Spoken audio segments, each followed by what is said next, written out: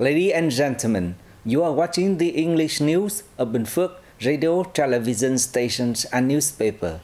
I'm Hình with the latest news for today. Binh Phuoc promoting local traditional medicine. 630 charity houses to be built in 2024. Vietnamese leader meets with Indonesian president-elect. Along City welcoming tourists back. Ladies and gentlemen, implementing the Secretariat's conclusions on developing Vietnamese traditional medicine, Binh Phuoc Province is actively building and promoting the brands of local traditional medicine and participating in regional and global vocational and educational associations in the field. The local plan highlights the need to innovate the management system, diversify and improve the quality of traditional medicine services in association with healthcare tourism. It calls for increased investment, focusing on improving the qualifications of doctors and pharmacists, and ensuring adequate human resources at all levels. Special attention will be paid to developing industrial-scale medicinal herb farming and cultivation, building a traceability system, and ensuring the safety of medicinal herbs. Specific policies will be developed for medicinal materials, particularly valuable or economically significant ones, aligning with socio-economic development goals, including poverty alleviation in ethnic minority and remote areas. The plan aims to develop the medicinal materials industry through scientific research, forming comprehensive production, preservation, and processing chains, technology transfer for cultivation, production, and consumption of traditional medicines, and enhanced coordination in managing medicinal materials. Additionally, support will be strengthened for detecting, registering, and protecting intellectual property rights for traditional medicine. The plan will honor and safeguard the rights of renowned doctors and establish specific policies for intellectual property protection and the confidentiality of traditional medicine preparation and processing methods. The People Committee of Binh Phuoc Province had issued new regulation outlining the criteria and scale for assessing and classifying the implementation of democracy at the grassroots level for state agency and public service units in the province. The assessment is based on 7 criteria, including the organization and operation of the steering committee for implementing democracy at the grassroots level, the execution of directives and instructions, the implementation of review and application of effective models, the outcomes of democracy implementation at agencies and units, and the inspection and supervision work to assess the effectiveness. Assessment and scoring are conducted based on these criteria with a total standard score of 100 points. Evaluation levels include excellent, good, completed, and uncompleted. The annual assessment aims to enhance awareness, responsibility, and address limitations to further improve the effectiveness of democracy implementation at the grassroots level.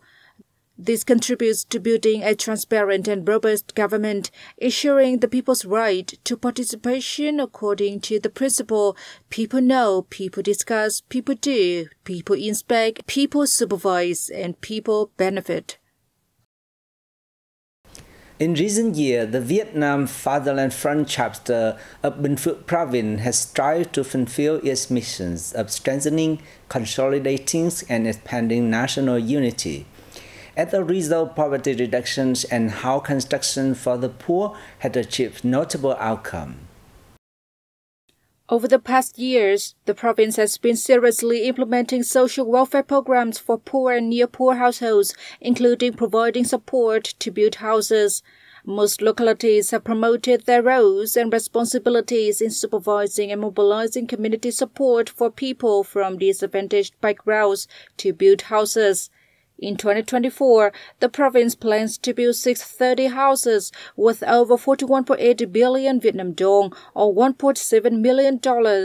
From 2019 to 2024, responding to the Vietnam Fatherland Front's appeals, local political organizations and donors have contributed a total of 334 billion Vietnam dong or $13.5 million to build 71 houses for needy households.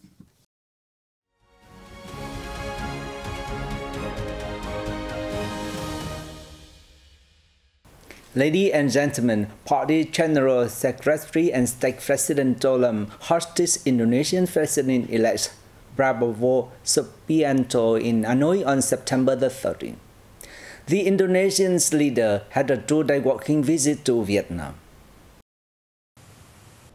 The president-elect expressed deep sympathy for the significant losses and damage caused by recent storms in Vietnam. He emphasized that Indonesia values its traditional friendship and cooperation with Vietnam, its sole strategic partner in ASEAN. Both leaders praised the positive developments in the Vietnam-Indonesia strategic partnership, noting effective high-level exchanges and meetings, including President Joko Widodo's state visit to Vietnam earlier this year. Cooperation in defense, maritime affairs, culture, tourism, transportation, people-to-people exchanges, and local connectivity has been actively promoted within ASEAN. Indonesia is Vietnam's third-largest trading partner, while Vietnam is Indonesia's fourth-largest. Trade between the two countries has nearly quadrupled over the past decade. Looking ahead, both sides agreed to further strengthen political trust through increased high-level exchanges and contacts across party, state, national assembly, and people-to-people channels, as well as local connectivity. The leaders also reaffirmed their commitment to raising bilateral trade to $108 billion by promoting trade and supporting business connections. Both leaders also reaffirmed the importance of peace, stability, safety, security, and freedom of navigation and aviation in the East Sea.